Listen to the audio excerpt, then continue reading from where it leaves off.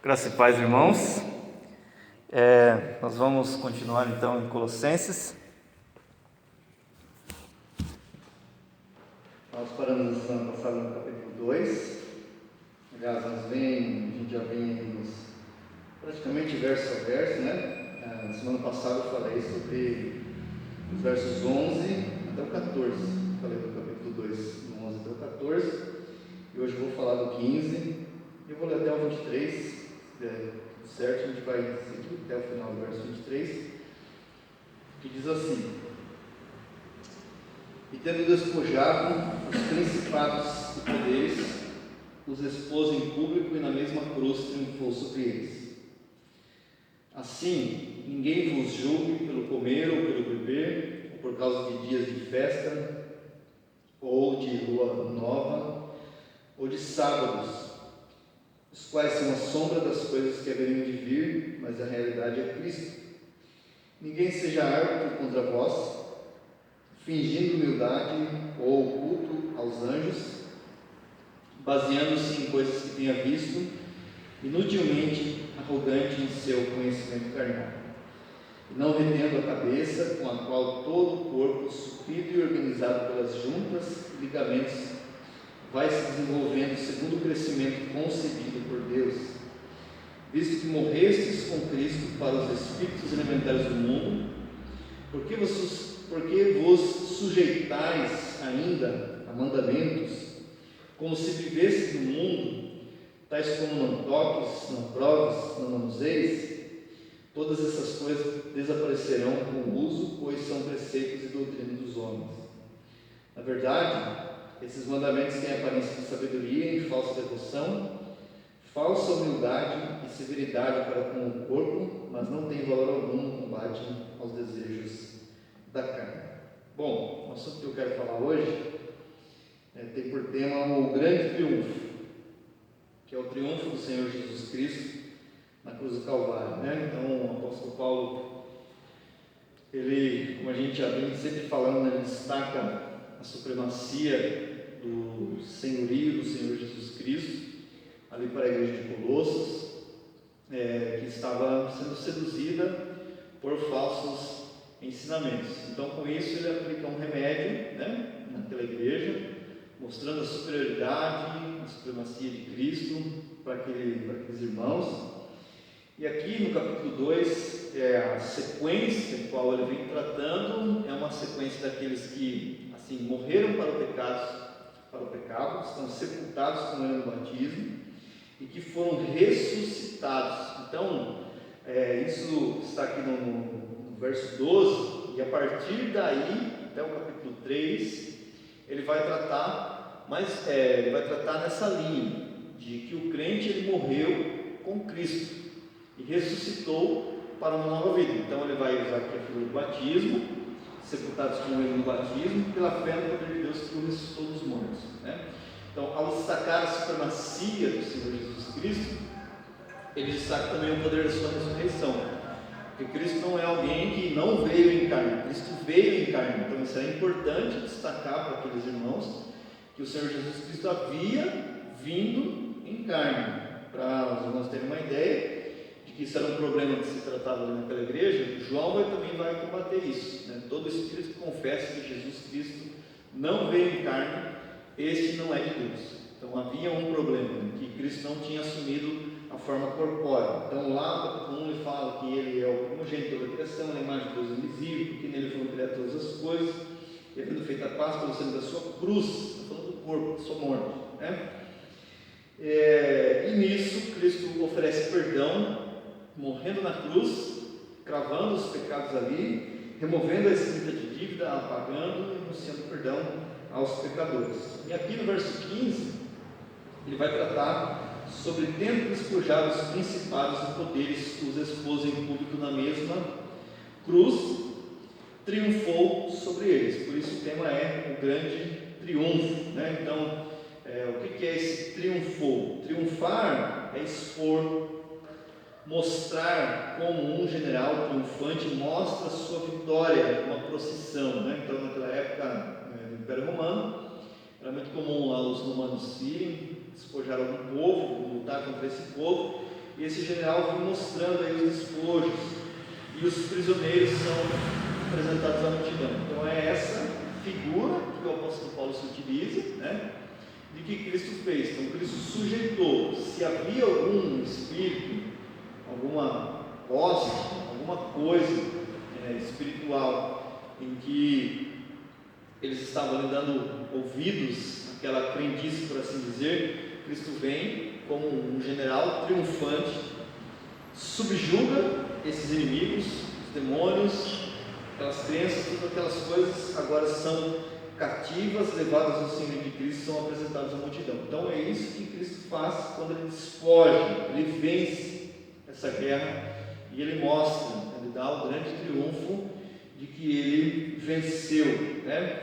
Então Cristo venceu as hostes demoníacas na cruz, ao libertar os homens por seu glorioso sacrifício. E aí o apóstolo Paulo nos diz, em Romanos 8:31, que nenhuma condenação há para os que estão em Cristo Jesus. 8:31 diz: se Deus é por nós, quem será contra nós? No capítulo 8, verso 1, melhor dizendo, ele diz que quem está em Cristo não tem mais condenação. Por isso que nós nos alegramos em Deus, saber que, pessoa de Cristo, nós não estamos mais condenados. Então, aqui nós vemos o que? Uma liberdade e o motivo pelo qual Cristo libertou, nos resgatou para a liberdade. Liberdade essa que não deve ser confundida com libertinagem. Então, a gente vê aqui que a grande libertação que Cristo efetuou é para a liberdade. Parece um pouco redundante, libertação, liberdade, mas este é o objetivo da libertação de Cristo na vida dos pecadores: libertar escravos, pessoas que estavam ali presas nas mãos de Satanás, presas nos seus pecados, para a liberdade da nova vida em Cristo Jesus, que não deve ser confundida em hipótese alguma com a libertinagem. Tanto a libertinagem para dar ouvido a falsos ensinamentos, como daquela pelo qual aquele que diz crer em Cristo pode viver da maneira como acha que deve viver, porque afinal de contas agora ele tem alguém que triunfou sobre tudo isso. Tem um general, tem um comandante, tem um capitão, alguém que libertou para um propósito maior. Então essa liberdade não deve ser confundida com libertinagem. Por quê? Porque às vezes as pessoas pensam, nós estamos livres aqui e tal, mas não entendem a finalidade dessa liberdade, mas eu posso consultar isso, eu posso fazer aquilo, eu posso viver do jeito que eu quero. Poder até pode, mas quando a gente entende a libertação que Cristo realizou na vida da sua igreja, na vida dos seus, o crente ele vai ter uma nova perspectiva, uma nova maneira de enxergar a sua vida, que agora pertence a uma vida liberta, que pertence a Cristo. Olha, não vivo mais eu, mas Cristo vive em mim. Então Cristo, ele é o tema central da teologia do apóstolo Paulo. Então, por isso que muitas vezes a gente muito fala das epístolas do Novo Testamento, fala do apóstolo Paulo, como Paulo se referia à igreja, como Paulo conduzia a igreja. Mas por quê? Porque a teologia do apóstolo Paulo é uma teologia cristocêntrica. Então, automaticamente, quando estamos nos referindo aos escritos do apóstolo Paulo, nós estamos nos referindo àquilo que Paulo falou de nosso Senhor, aquilo que Paulo falou de Cristo como sendo o tema central da sua teologia, é a pessoa do Senhor Jesus Cristo. Por consequência, Cristo é o tema central da igreja. Cristo é o centro da igreja, Cristo é o centro da história, Cristo é o centro das Escrituras. Por isso que nós entendemos, afirmamos e pregamos que as Escrituras apontam para Cristo. Então, quando a gente tem esse olhar, a gente não vai olhar para o texto da Escritura de modo isolado, pegar ali e fazer uma pregação, forçando o texto a dizer alguma coisa que ele não diz. Lógico que não é em todo momento que você vai ver, isso aqui aponta para Cristo, isso aqui aponta para Cristo, mas dentro de toda a história, mesmo que fale dos erros dos seres humanos, dos pecados do povo de Israel e tudo mais, aquilo aponta para um propósito maior, que o propósito é Cristo. Então, como Cristo é o tema central da teologia de Paulo, não é objeto de estudo ou somente um argumento de defesa, né? Quando a gente fala da teologia, aquilo que é falado a respeito das coisas divinas, fala a respeito da pessoa do Senhor Jesus Cristo, como Paulo estava enfrentando ali um problema, tratando de um problema com aquela igreja de falsos ensinamentos. Cristo não é apenas um objeto de estudo, Cristo não é apenas um argumento para se refutar ou para defender, é muito mais do que isso. Lógico que ele é suficiente para defender, ele é o objeto, assim, no sentido onde nós miramos e estudamos a pessoa de Cristo, mas ele não se limita somente a estudo ou argumento de defesa. Por quê? Porque ele é o rei que governa sobre tudo e sobre todos, né? Então, quando Paulo está falando aqui, tendo despojado os principados, poderes exclusivos, ele está falando do triunfo da cruz, né? Ele está falando daquilo que Cristo realizou, triunfando sobre o pecado, sobre a morte, sobre hostes malignas, sobre o diabo, libertando os seres humanos, né? Então, ele é o rei que governa sobre tudo e sobre todos.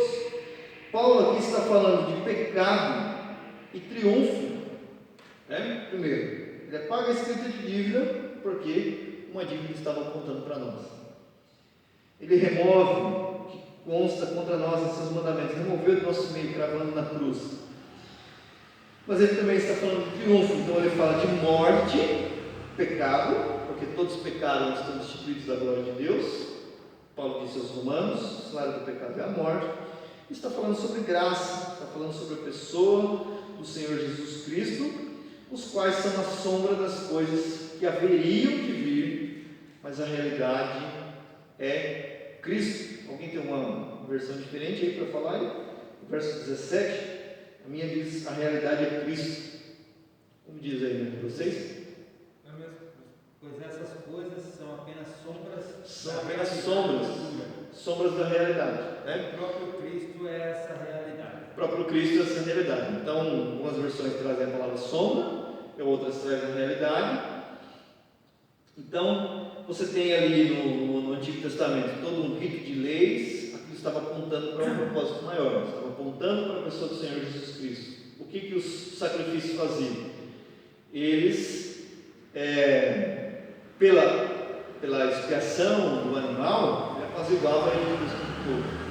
Isso agora remove, toma a ira. Então isso aponta para Cristo. Por quê? Porque a realidade é Cristo. Então, em Colossos havia uma preocupação em falar sobre Jesus e algo a mais. Dias como dias de festa, sábados, não coma isso, não coma aquilo. Por quê? Porque eles não entendiam, por causa de alguns elementos judaicos que estavam inseridos ali no meio da igreja de Colossos, o que o Antigo Testamento falava a respeito de Cristo, né? Esses dias eu estava lendo Lucas capítulo 24, aquela conversa dos dois discípulos no caminho de Emaús, como Jesus se apresenta, né? E assim, eu fico me imaginando sempre do lado mais humano do que do divino da coisa, né? Então Jesus abre-lhes o entendimento para que eles entendessem as Escrituras, né? Mas a princípio, naquela conversa, eles não estavam entendendo o que estava acontecendo. Tanto é que eles nem reconheceram a pessoa de Cristo ali, e muito menos na conversa teológica que eles estavam dizendo: olha, diziam que era a esperança, que ia restaurar Israel. E ali o que Jesus faz? Jesus abre o entendimento para que eles pudessem compreender as Escrituras. E eu fico me imaginando no lugar daqueles dois discípulos, que se fosse eu estaria assim, boiando no assunto da mesma forma. Por quê? Porque ainda não foi aberto o entendimento deles naquele momento. Quando eles entenderam do que falava, quem era que estava falando, que eles reconheceram, não nos ardia o coração, é que foi revelado o que a Escritura dizia a respeito do Senhor Jesus Cristo. Né? Então, para você ver a dificuldade que o ser humano tem com as coisas divinas, de entender aquilo que está escrito. Quando é desvendado o mistério, vamos dizer assim, poxa vida, mas é tão simples. Mas por quê? Porque a mente humana não consegue racionalizar sobre aquilo que é divino, sobre a palavra, e quando ela racionaliza, sempre um erro acontece. É uma salvação, né? Quando se Deus não elegeu essa pessoa, não abriu o entendimento dela, não entende as coisas espirituais. Exatamente, mas esse entendimento vem pela palavra, né? Porque a fé vem pelo ouvir, e não ouvir somente a palavra, é ouvir pela palavra, né? Então a gente tem que entender esse texto de Romanos. Então, a fé vem pelo ouvir a palavra. Ouvir a palavra, muita gente pode ouvir através da internet, pode ouvir através de folheto, alguém falando, mas o ouvir pela palavra é muito diferente. Então é assim que a fé é gerada, quando você ouve pela palavra. Por exemplo, é isso aí mesmo. Por quê? Porque Cristo é o assunto principal da Escritura, né? Cristo é o assunto principal de toda a Bíblia. No verso 18, tem uma versão que diz assim: ninguém vos domine a bel prazer, né? Minha versão diz assim: ninguém seja árbitro contra vós, como no jogo de futebol, né? Quando acontece uma falta injusta, você já fala, estou favorecendo o time adversário e tal, aquela coisa toda. Então, aqui o que Paulo está dizendo: ninguém seja árbitro contra vós, ou seja, ninguém dite as regras contra vocês, porque vocês já têm uma regra máxima para seguir de alguém que não é segundo o que está sendo ensinado para você, que é Cristo, né? Você já tem alguém maior a quem obedecer. Então ninguém vos domine, ninguém seja árbitro. Então falsos ensinos não confessam o senhorio de Jesus Cristo. Aliás, o que Paulo diz aqui, ele repete antes no verso 8 do capítulo 2: tende cuidado para que ninguém vos faça presa sua. E assim, eu fico às vezes estarrecido como os falsos ensinamentos, eles têm um poder de dominar a cabeça das pessoas, né? Parece, pastor Rafael, a impressão que eu tenho é que às vezes essa pessoa que aprendeu o ensinamento errado é pior do que aquele que não conheceu nada, não conhece nada a respeito do Evangelho, porque é tão difícil para a pessoa desconstruir aquilo que ela aprendeu errado, que parece que é pior do que quem nunca aprendeu nada, né? São dois caminhos, né? A graça e a lei, né? As obras. Exatamente. A gente observa aqui que Paulo, nesse trecho que nós estamos estudando, ele está combatendo o legalismo. No versículo 21, quando fala não toqueis, não toqueis. Isso, exatamente. A roupagem de hoje seria assim: isso é música secular, isso é música gospel. Faz essa divisão. Exatamente. Isso é pecado, isso não é pecado. Eles querem ditar as regras. E aí eu fico pensando assim, que as pessoas que foram seduzidas e aprenderam o ensinamento errado, parece que é pior do que ninguém nunca aprendeu nada. É como Jesus disse para Judas: ai daquele para quem o filho do homem entrega, é melhor que nem fora nascido. São coisas assim meio fortes, mas é uma verdade. É o jugo que é colocado, né? É um jugo. E aí, para a pessoa mudar a chave na mente de que aquilo não é mais necessário, porque a salvação só se dá em Cristo, é um processo assim doloroso, difícil de ser passado, né? Por isso que o falso ensinamento ele tem que ser combatido com aquilo que é verdadeiro. Fala assim, não aceitem a condenação daqueles que insistem numa humildade fingida e na adoração de anjos. Aquele que está ensinando errado acaba condenando vocês que precisam aceitar aquilo. Exatamente. Então, falsos ensinos são caracterizados por quê? Uma falsa humildade, que é uma forma de arrebanhar seguidores. A gente vê aí alguns escândalos, né? Por exemplo, o caso João de Deus, mostrando fantástico, aquela coisa toda. E como as pessoas eram arrebanhadas para aquele falso ensino, porque olhava, não, esse camarada é de Deus, o que ele faz, realiza milagre, aquela coisa. Por quê? Porque é uma falsa humildade, né? Então, é uma característica de falsos ensinos, que não pode ser uma humildade verdadeira, né? Uma matemática muito simples, falso ensinamento, falsa humildade, que é uma forma de arrebanhar seguidores. Então, a lógica é sempre a mesma, é sempre Jesus e alguma coisa a mais, nunca é somente Cristo. E é interessante, assim como o ser humano, ele sempre tem uma tendência de colocar Jesus em mais alguma coisa, ou é as minhas obras, ou aquilo que eu faço, né? Eu tenho que fazer, ou é Jesus e mais alguma coisa, nunca é só Cristo. Acho que um dos maiores problemas que tem, as pessoas usam Jesus como complemento. Como complemento. Vou dar um exemplo assim. Parece Jesus e algo mais, mas na verdade é algo mais e Jesus. Conhecemos muitas pessoas que têm um bom testemunho, e as pessoas falam assim, só falta Jesus para elas. Faltou tudo. Né? Faltou tudo. Se faltou Jesus, né? Mas a pessoa na mente dela fala assim, só falta Jesus, como se Jesus fosse um complemento. exato. Ele exemplo que ele traz um pensamento desse, uma autojustiça humana. Sim. Se justificar, né? E isso é muito perigoso, porque quando nós falamos para a pessoa, puxa, você é uma pessoa maravilhosa, uma pessoa honesta, só falta Jesus, fala brincando, nós estamos distanciando essa pessoa de Jesus Cristo. É como você olhar para aquele vizinho seu, né? Gente boa, esse camarada que paga as contas em dia, tudo certinho, você não vê falar um lado dele, né? Sempre fiel à esposa, aquele camarada virtuoso. Você, puxa, só falta ser cristão. Sim. Só falta Jesus. Então, se falta Jesus, falta tudo. Não falta uma coisa. Sim, falta mas tudo. a ótica desses é como um complemento. É como e um afasta, porque uma pessoa ouvindo isso, né? A pessoa ela se enche de uma autojustiça espiritual tipo, e fala, não precisa. Né? Então não precisa. Ou diz, né? E não, se eu sou assim porque ele está comigo. Né? Usa dessa E assim, são coisas assim muito sutis, muito sorrateiras, que a gente tem que tomar muito cuidado, né? O exemplo disso muitas vezes você no velório você colocar a pessoa no céu ou no inferno, porque era uma pessoa boa. Isso é um erro gravíssimo também, uma coisa que a gente tem que tomar muito cuidado com isso. Você vai no velório, você tem uma fã de querer confortar a pessoa, não, descansou. Mas peraí, tem que ter calma, porque a gente não está lá como juiz para colocar o camarada no céu, no inferno, mas a gente sabe que aquele que nunca confessou a Cristo como Senhor, o destino dele é trágico, né? Então a gente precisa ter temor em relação a isso.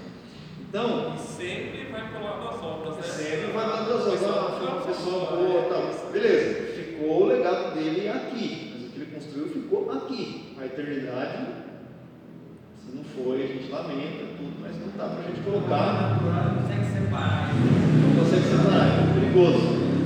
Então a gente tem que ter uma postura assim de, descansou. Não sei, pertence a Deus. Estou aqui no papel de juiz. E assim, parece uma coisa muito bobinha, muito simples, mas a gente vê acontecer muito isso. Aí a pessoa lá na frente, não, descansou, aí coloca até uma sigla em inglês, lá na professora Larrick, né, que é o resto em inglês significa resto em paz. Não sei se está em paz, porque a Bíblia diz que os ímpios não têm paz. Encontrar a Cristo depois de uma morte, uma vida toda longe dele, não deve ser algo muito fácil, né? Então, a lógica é sempre Jesus e mais alguma coisa, né? Poxa, mas a pessoa foi muito boa, mas ele falava de Deus. Falava, um monte de gente fala, que demônio fala. Quando Jesus encontrava com endemoniados, os demônios diziam, filho de Deus. Ele reconhecia, filho de Deus, mas vieste me atormentar nesse tempo. E vai ser a vez daqueles no último dia falar assim, mas o Senhor, eu falava, eu pegava, eu pisava, eu expulsava, o nome. Então, o que o apóstolo Paulo trata aqui, que nos ensina muito e corrige muita coisa, é que a gente tem que crer sempre na suficiência de Jesus Cristo. Talvez aquela igreja estava sofrendo, a gente não sabe. Sofrendo, que eu digo, assim, as mesmas coisas que nós, privações, dificuldades, ou talvez era uma igreja próspera que tinha alguns problemas particulares, mas para todas essas ocasiões, tanto de ensinamentos errados, como de problemas particulares, de dificuldades e lutas que nós também enfrentamos, a gente aprende uma coisa aqui, que é uma coisa insubstituível, que é a suficiência de Cristo. Cristo é suficiente. Então nós cremos na suficiência de Cristo como cabeça da igreja, que aqui vai falar mais ainda a respeito de Cristo como cabeça, que faz o povo de Deus crescer como um corpo bem ajustado, né? Então devemos tomar cuidado com Jesus e algo mais. Na verdade é algo mais que Jesus, porque Jesus não é um complemento. Então sempre quando tem Jesus e algo mais, a lógica é a lógica contrária, é algo mais de Jesus, porque Jesus não pode ser só falta ser crente. Se falta confessar a Cristo como Senhor, falta de tudo. E isso é um campo perigoso. Mas é um campo perigoso por quê? Porque nós julgamos as coisas pelos nossos sentimentos, não segundo a palavra, né? Quando a gente julga pelos nossos sentimentos e não segundo a palavra, aí se torna um campo perigoso. E olha o que diz: ninguém seja árbitro contra vós, fingindo humildade ou culto aos anjos. Inclusive foi uma onda que bateu aí no começo dos anos 2000, né? Uma igreja lá no litoral, de culto aos anjos. E olha, eu vou falar para você, deu trabalho, né? Eu gosto. Só você chegar no culto, sentar, deixar um lugar para um anjo, mas foi feio. Acontece. A gente pensa que é um problema só lá, né? No passado, não. Isso aí aconteceu aí bem próximo da gente. É como se o apóstolo, aqui ó, conhecimento carnal ou compreensão carnal, é como se o apóstolo tivesse pego tudo o que disse a igreja no capítulo 1 e aplicado mais uma vez, né? Então ele está falando aqui da superioridade de Cristo, que ele existe antes de todas as coisas, nele subsiste, porque todas as coisas foram criadas por ele, para ele. É como se ele pegasse agora tudo que ele escreveu agora há pouco, né, que é atrás aqui do capítulo 1, nessa divisão que nós temos na Bíblia, e aplicasse mais uma vez. Romanos 8,8 diz: os que estão na carne não podem agradar a Deus. Mente carnal, que a Bíblia diz aqui, é a natureza humana não regenerada, que não sabe nada a respeito do Espírito de Deus. Uma mente que ignora que Deus falou pelo Filho, conforme Hebreus 1:1. É uma mente religiosa, que faz de tudo para agradar a Deus por seus meios criados, e não segundo Cristo. Então, irmãos, o que a gente pode assim corrigir aqui pela palavra? Aquele mito que existe, eu digo mito porque é mito mesmo, não é algo segundo a palavra de Deus. Esse é um cristão carnal. Quer dizer, a pessoa frequenta uma denominação, mas ela vive uma vida como se nunca tivesse encontrado uma transformação. Está ali, participa da ceia, está envolvido com a igreja, com a atividade de alguma coisa, mas as suas obras negam. Esse é um cristão carnal. Não existe cristão carnal. Ou é um cristão que tem uma mente espiritual, ou é alguém não regenerado, que não experimentou transformação nenhuma. Então esse negócio de cristão carnal, não. Ou ele é um cristão que tem uma mentalidade espiritual, ou ele tem uma mente carnal, ou ele não é regenerado, né? Eu até vi ontem o Nicodemos falando sobre a pessoa tomar a ceia de qualquer forma, de qualquer jeito, e chegou a ser incisivo, assim, dizer que Deus até matava as pessoas do jeito que faziam, porque os caras estavam bêbados, estavam tudo que é feito, fazendo tudo que é ladainha na hora da ceia, e Deus podia até fazer isso. Bom, na verdade, quando você olha lá 1 Coríntios, né, 11:23 até o 32, que normalmente a gente lê na ceia, ali o texto diz: por causa disso, há entre vós muitos fracos e doentes e muitos que dormem. Alguns comentaristas vão entender o seguinte, que aqueles que não discernem bem a ceia do Senhor, o que Deus faz? Arranca. Morre, só morre. Isso que eu quis dizer. Né? A grande verdade é essa aí. Então, quando o texto diz, por causa disso é que vós muitos fracos, doentes, e muitos que dormem, que já morreram, é porque brincaram com coisa séria. Né? Então, é sério, isso é grave, mas não é. Nós não estamos falando. Você está comentando, porque o crente carnal que espírito está lá na igreja, lá, vamos dizer, Deus está dando corda para ele, tendo misericórdia dele, mas chega uma hora que pode ser que. Exatamente. Desgane ele. Então, o negócio é sério. Então, assim, essa mente religiosa que faz tudo para agradar a Deus por seus meios e não segundo Cristo, é o que age aqui com falsa humildade. Paulo diz aqui, inutilmente arrogante em seu conhecimento carnal, não é um conhecimento segundo Cristo. Né? Ele está explicando aqui que eles não retêm, ou seja, eles não aprendem da cabeça, que é Cristo.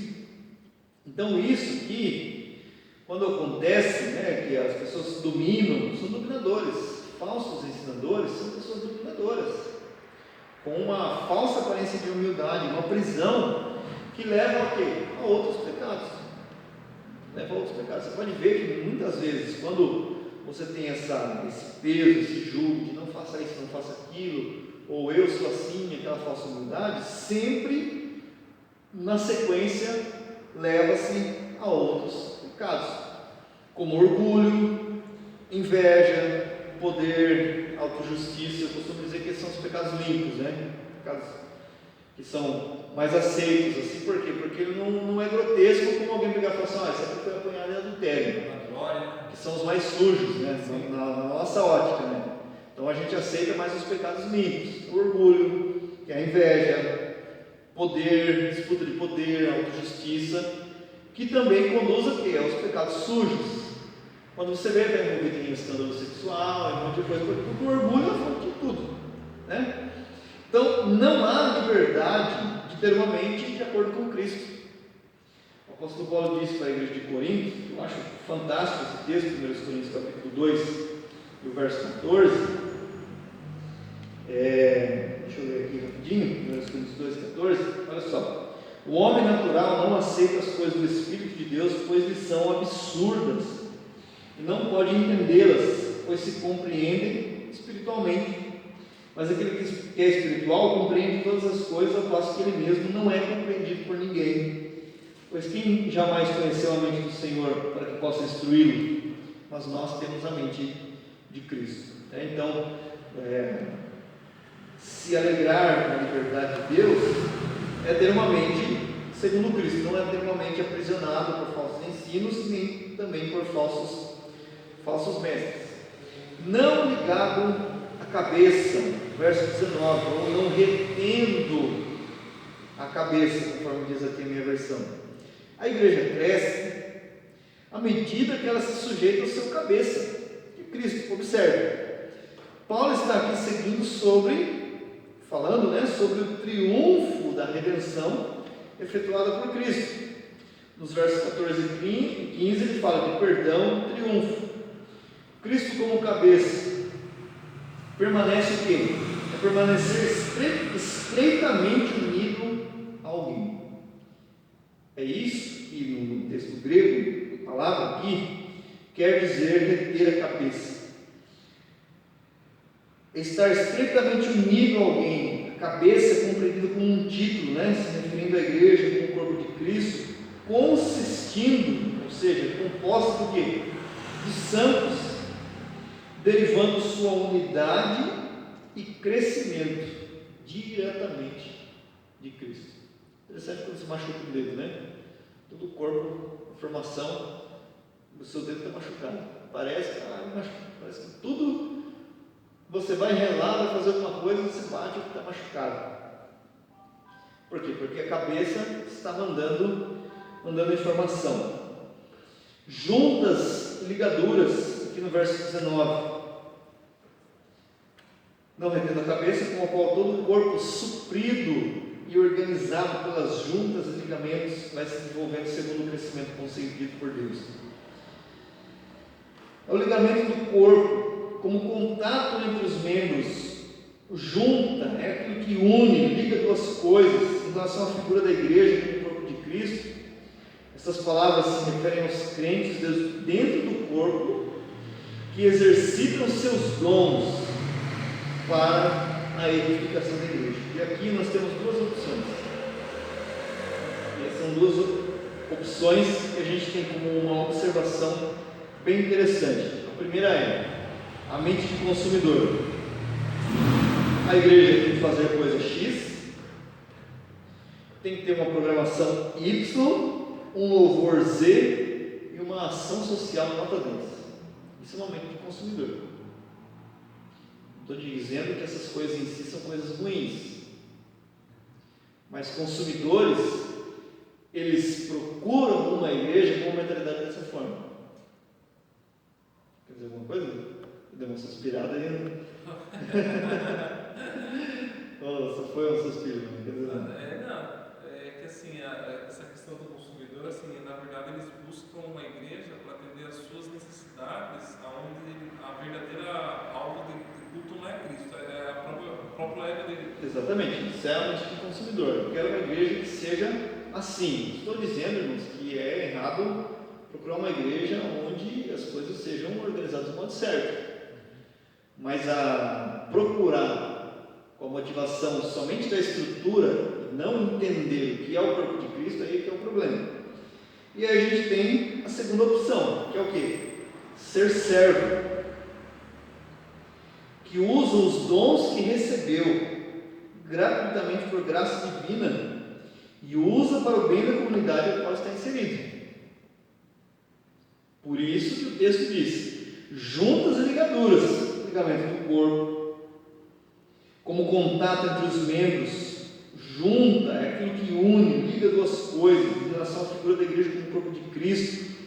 Essas palavras se referem aos crentes dentro do corpo, onde eles estão ali para fazer o quê? Exercitar os seus dons para a edificação da igreja. Então, os servos exercitam os seus dons que eles receberam, que não são deles, né? Se tenho aqui o dom, por misericórdia e graça de Deus, de pregar, esse dom não é meu, foi Deus que me deu. Da mesma forma, você que me ouve, se você tem alguma coisa, você, puxa, eu gosto de fazer isso, eu me destaco em fazer aquilo, você recebeu esse dom nem seu foi Deus que te deu.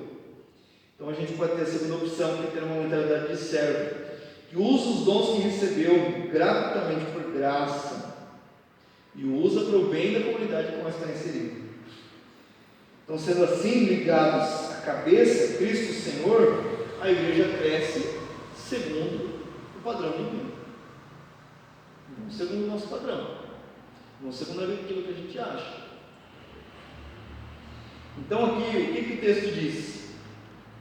Segundo o crescimento concedido por Deus. Por quê? Porque a gente pode ter aqui inúmeras habilidades. Se Deus não concedeu o crescimento, uma coisa não vai acontecer, não vai fluir. Então, o crescimento, essa palavra está no tempo presente, que enfatiza o quê? Crescimento contínuo. Nunca ninguém chega, crescemos aqui, está tudo nota 10, não, é contínuo.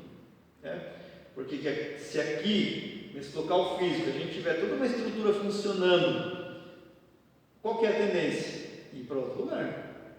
A igreja, como o corpo de Cristo, ela está crescendo. Ir para outro lugar, que eu digo, de forma missionária, para uma outra igreja, enfim. Por quê? Porque o crescimento, ele é contínuo. E aí tem uma pergunta para nós: você está crescendo? Talvez você pense, se cobra e fala assim: eu não estou crescendo. Mas, mediante essa pergunta que pode surgir na sua cabeça, eu quero fazer uma outra pergunta: você está negociando seus talentos e granjeando outros? Ou está enterrando para devolver ao teu Senhor? Lembre-se que o dom, quem dá é Deus. E muitas vezes nós não vamos ter a sensação de que, olha, como eu estou crescendo, porque aí é o nosso ego que vai estar falando, né? Mas o crescer é, primeiro, estou usando os meus dons para a glória de Deus. Segundo, não vou me sentir capaz, eu vou me sentir o mais indigno, o mais pequeno, mas Deus usa coisas pequenas. Então isso é sinal de crescimento. Nem sempre vai ser da maneira como você acha, mas você usando seus dons para o benefício do corpo de Cristo, você estará crescendo.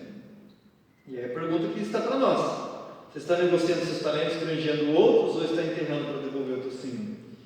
Segundo os Coríntios 5,15 diz: Ele morreu por todos, para que os que vivam não vivam mais para si, mas para aquele que por eles morreu e ressuscitou.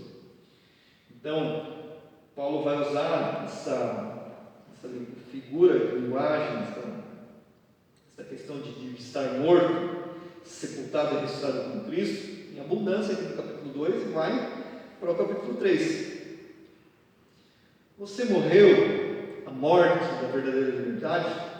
Olha o Colossenses 2,20 diz: visto que morrestes com Cristo. Então Paulo já entende que esses irmãos, que serão seus leitores, eles já morreram com Cristo, eles estão participando de uma nova vida. E aí eu gosto de perguntas, porque as perguntas confrontam o nosso coração, lá no nosso íntimo, que a gente não precisa responder para ninguém, a não ser para nós mesmos, para Deus. O que cativa os desejos do teu coração? O que te captura? O que seduz o seu coração quando você está sozinho, quando você trabalha para Deus, a grandeza de Deus ou outras motivações? São perguntas que a gente tem que fazer para nós mesmos. Quantas vezes na jornada desta vida sentimos o cansaço na alma, o desânimo e muitas lutas?